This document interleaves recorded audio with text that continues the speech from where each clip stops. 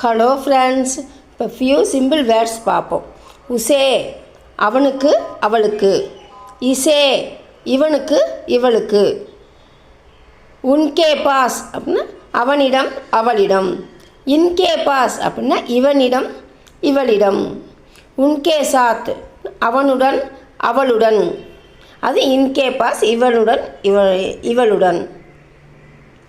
ஆப்கோ அப்படின்னா உங்களுக்கு, ஓ அப்படின்னா அவர், அவருக்கு அப்படின்னா உன்கோ, அவரிடம் உன்சே, உன்ஹோங்னே அப்படின்னா அவர்கள், அவர்களுக்கு அவர்களிடம் அப்படின்னா உன்ஹேங், உன்மேங்சே அப்படின்னா அவர்களில், அவர்களுடன் அப்படின்னா உன்கே சாத்.